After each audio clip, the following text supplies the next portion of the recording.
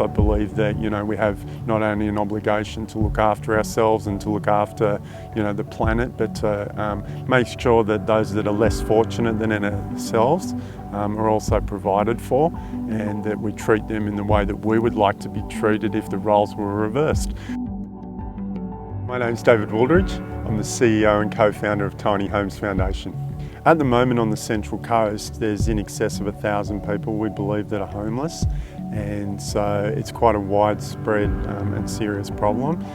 It affects everybody from the very youngest teens to the elderly, and it looks a whole lot of different ways. It can be people sleeping in cars, it can be people couch surfing, it can be rough sleepers, which are probably the most visible form of homelessness that people identify, and there can be a whole lot of contributing factors to it. Everything from family breakdown, domestic violence, job loss, health issues. No two stories are the same.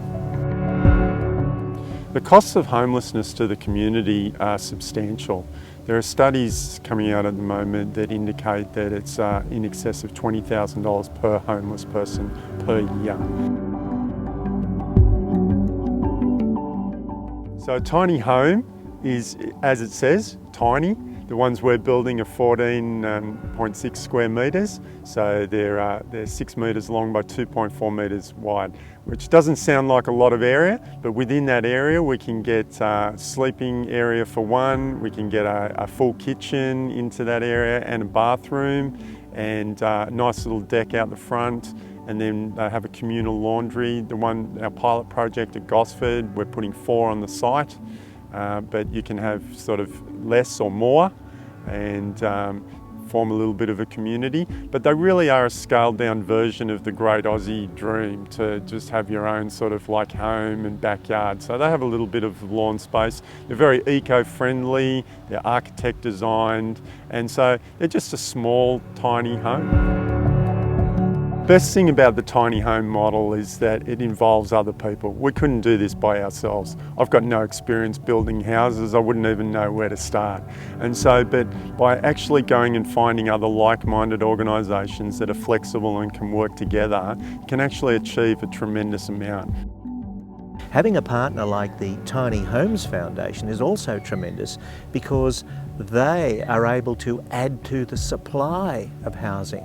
One of the things which Pacific Link is endeavouring to do itself, but to have a partner like the Tiny Homes Foundation who is able to build properties and allow us to manage them on their behalf, that's a very, very good collaboration. We've got up to 16 people on site on any given day as part of work for the Dole crew. We've connected in with TAFE in terms of a construction pathways course where they've actually got to construct the framework and other bits and pieces to do with a tiny home. So people are getting real skills, they're getting real training, and it's not just a theoretical project, but they're actually working on something that is going to be long-standing and have a value to the community. One of the big challenges that we face in solving homelessness is land. Everyone understands that land is a very big cost of a property, any property dealing or property transaction. And so Central Coast Council have been fantastic. They've made land available to us very cheaply and in good terms. And so that's actually enabled us to fast track getting a pilot project up and running that we believe can actually set an example for what can happen in terms of dealing with homelessness across Australia. We have a passion to see homelessness solved in Australia, ultimately to see people actually calling those little homes their home and getting on and making a real difference in their lives.